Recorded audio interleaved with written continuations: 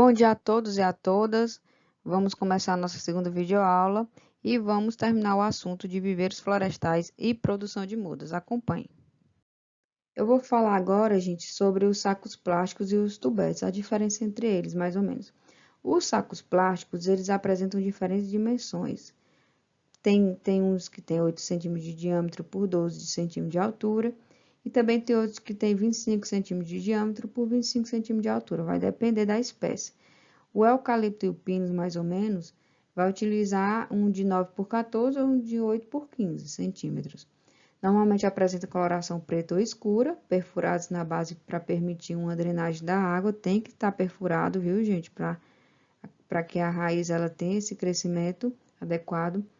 Ele tem um baixo custo de aquisição comparado ao tubete. Vamos falar das desvantagens. Utilizado em grandes áreas no viveiro, porque você tem que ter um espaço muito maior, já que o saco ocupa um espaço maior.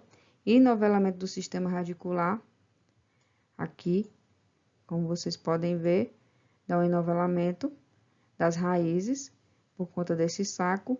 Aumento do custo do transporte também das mudas, já que são os sacos plásticos mais pesados. Dificuldade da distribuição de mudas e o baixo rendimento no plantio também, comparados ao tubete, tá? E aqui são algumas figuras mostrando esses sacos plásticos nas mudas. Já os tubetes, eles são recipientes de formato cônico, construídos em plástico rígido de cor escura. Para quem não sabe o que é o tubete, é esse aqui, ó. Eles são mais ou menos feitos de plástico, né? São mais caros, lógico. Internamente apresentam estrias que dificultam o nivelamento das raízes comparado ao saco plástico. Podem acondicionar diferentes volumes de substrato também, que é a mistura, né, dos componentes lá do solo. Para o uso de tubetes é necessário o uso de suportes, então aí já encarece um pouco mais também na hora de você fazer o viveiro, esses suportes aqui para você colocar. Lembrando que não é para você colocar um do ladinho do outro, viu? Porque aí tem problema de competição entre as mudas. Geralmente a opção pelo cultivo em substrato em substituição ao solo natural se deve aos seguintes fatores: a maior facilidade do transporte devido ao menor peso. O cultivo intenso também em solo natural pode apresentar fatores limitantes, como a presença de alguns patógenos do solo, o próprio nematóide também, sementes de plantas daninhas, salinidade, desequilíbrio entre arejamento e umidade. E tem também, gente, a maior facilidade de se uniformizar a granulometria do substrato, utilizando o substrato. Maior produtividade também e rentabilidade da atividade. E na formulação do substrato, geralmente se utiliza um componente mineral, que é a terra do subsolo, retirada a mais ou menos 30 centímetros de profundidade, e um ou mais componentes orgânicos, que podem ser inertes, como o pessoal utiliza muito casca de arroz carbonizada e também fibra de coco. Mistura e faz o substrato, né? Ou também biologicamente ativos, como composto orgânico, esterco curtido de gado. Pode também utilizar humus de minhoca e tufa, mas o pessoal utiliza mais realmente essa casca de arroz carbonizada. E sempre lembrando que tem que colocar fertilizantes e corretivos como calcário e gesso, tá? Para melhorar o crescimento da raiz também. A proporção entre os componentes mineral e orgânico e os níveis de calagem e adubação, eles devem ser definidos em função da demanda de cada muda, né? E de forma também para proporcionar o melhor ambiente do cultivo possível. Então, aqui são alguns tubetes, quando cresce a raiz, não tem tanto esse enivelamento e ela cresce bem direitinho em relação aos sacos plásticos. Então, gente, aqui são algumas vantagens e desvantagens dos tubetes em relação ao saco plástico. Aqui é só para mostrar para vocês realmente cada desvantagem, cada vantagem em relação ao outro, tá? Vocês leem, prestem atenção em casa e fixem na memória. Então, na hora de você fazer a muda, as sementes, a reprodução, na verdade, ela pode ser sexuada ou assexuada. Quando você fala em reprodução sexuada, você fala de sementes, que é uma semeadura direta ou indireta. No caso aqui, vamos falar da semeadura direta. Se você quer plantar fruto de genipapo, você quer dizer, você quer fazer uma muda de jenipapo. Como é que você faz? Você pega o fruto do jenipapo, você abre esse fruto desse jeito aqui, como vocês podem ver na figura, faz a maceração da polpa em peneira. Maceração é como se fosse o pinhão, né? Do alho. Sementes em tubetes aqui, você pega a sementezinha, depois de macerar a polpa, passa na peneira, você coloca nos tubetes ou em sacos plásticos, depender, né? Mas aqui no caso, como a semeadura direta, você coloca em sementes nos tubetes, e aí aqui tem as plântulas já crescendo depois de um tempo e a muda formada. Aqui são sementes de jenipapo. Então, essa é a reprodução sexuada. A reprodução assexuada eu vou falar mais na frente, que geralmente é utilizada em estacas. Então, a semeadura direta, ela acontecerá quando as sementes forem colocadas diretamente nos recipientes definitivos. Pode ser tubete, pode ser saco plástico, pode ser vaso ou outro. Ou seja, onde a muda vai se desenvolver até ser transferida para o campo. Então, semeadura direta por quê? Porque colocou ali naquele tubete, aí você vai pegar ela. Antes de colocar no campo, ela vai continuar lá. Você não vai colocar para outro canto, ok? Ainda falando sobre a semeadura direta, ela é utilizada geralmente para espécies com porcentagem de germinação alta e regular, significando que todas as sementes germinam mais ou menos no mesmo tempo.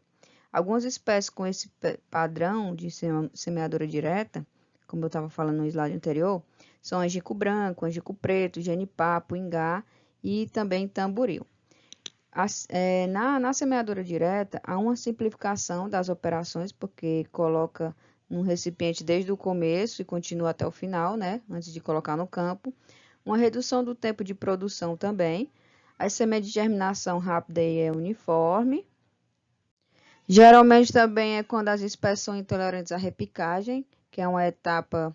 A repicagem é uma etapa que é o transplantio de uma mudinha de um local para o outro no mesmo viveiro. Isso é a repicagem. Então, assim, quando as mudas estiverem no tamanho adequado, o que depende da espécie, devem ser repicadas para o viveiro. Há uma necessidade também de desbaste na semeadura direta e na semeadura indireta, acontece quando as sementes elas são colocadas para germinar na sementeira e depois de germinadas são transferidas por meio de uma repicagem, de um lugar para o outro, né, para os recipientes definitivos. Pode ser saco plástico, tubete, aqueles lá que eu já falei, onde irão se desenvolver no viveiro. Geralmente esse tipo de semeadura é utilizado para espécies com germinação baixa e irregular, em que a germinação de todas as sementes elas não ocorrem ao mesmo tempo. Então, caso, vou citar aqui, araticum, jatobá do cerrado, pequi, pinha do brejo, entre outras. Então, a reprodução sexuada também, a semeadura indireta. Aqui, como vocês podem ver nessa figura, a escarificação da semente, né? É a semente de jatobá escarificadas imersas em água, coloca na sementeira para depois passar para o saco plástico. Então, muda de lugar. Nesse slide aqui, falando ainda dos viveiros florestais, é só para mostrar para vocês uma área da sombra, de sombra coberta com sombrite de 50%, que é essa área aqui, né? Onde as mudas passam os primeiros meses da fase de produção. Aí depois eles passam para esse outro viveiro aqui, que é chamado de área de rustificação, que é a aclimatação a pleno sol, já para elas irem diretamente para o campo, que é no final da produção, que antecede a expedição para o plantio. Falamos da reprodução sexuada, que é a parte indireta e direta, semeadura direta e indireta. Agora vamos falar sobre a reprodução assexuada, também utilizada nos viveiros, que é por mini estaquia. Então, consiste na utilização de brotações de plantas propagadas pelo método de estaquia convencional, vocês devem ter visto muito nas aulas do professor Elvis, como fonte de propágulos vegetativos. Então, inicialmente, faz-se a poda do ápice da brotação da estaca enraizada, que é uma muda com aproximadamente 60 dias de idade, como vocês podem ver nessa figura aí, nessas figuras, e em intervalos de 10 a 25 dias, há emissões de novas brotações, que elas são coletadas e postas para enraizar. Isso é o processo da estaquia, né? Assim, a parte basal da brotação da estaca podada, ela constitui uma mini cepa, por isso que é chamada de mini estaquia, que fornecerá as brotações, mini estacas para a formação de futuras mudas. Então, aqui, gente, nessas figuras, vocês podem ver, aqui na A, é um preparo da estaca para enraizamento, o B, mini cepa contendo brotações no ponto da coleta, e aqui no final já tem a aclimatação das mudas à sombra. Isso aqui é a reprodução asexuada por mini estaquia. Aqui é um slide mostrando a mini estaquia do eucalipto, obtidas a partir de mudas de macroestacas. O enraizamento em casa de vegetação 15 dias. Geralmente a casa de sombra para aclimatação dura por 10 dias e a rustificação, a maturação a pleno sol por 50 a 60 dias. Aqui nessa figura mostra aqui as mudas de estaca enraizada, antes, no caso aqui à esquerda, e aqui à direita, já com a poda do ápice, né? Aí o que é que o pessoal faz? Coleta as mini estacas em mini cepas e depois a letra C aqui, a figura C, é a mini estaca pronta para a casa de vegetação. Nós estamos falando de viveiros florestais, mas a gente tem que tomar cuidado com as mudas que a gente está produzindo, né? Então, para a implantação correta de uma floresta de espécies nativas ou exóticas, deve-se utilizar mudas saudáveis, lógico, com um bom diâmetro de colo, raízes bem formadas, uma boa relação parte aérea-sistema radicular e também nutridas adequadamente, né? Porque garante um melhor índice de sobrevivência no plantio, como também uma maior resistência a estresses ambientais na hora de colocar no campo, maior crescimento inicial e também afeta diretamente na qualidade final da floresta. Aqui são algumas figuras para mostrar para vocês uma muda bem saudável, aqui tirada de um tubete, né, com as raízes bem uniformes. Outros aspectos que são considerados para uma muda ter qualidade, tem também que ter uma altura média entre 20 e 30 centímetros, sistema radicular desenvolvido, com formação e agregação, um grau de rusticidade geralmente baseado na rigidez da parte aérea, o número de folhas nunca pode ser inferior a 3 pares, tá? É a muda pronta para o plantio. Os aspectos fitossanitários tem que ter ausência de pragas e doenças, lógico, para não ter problema na hora da implantação. E o aspecto nutricional, a ausência de sintomas de deficiência.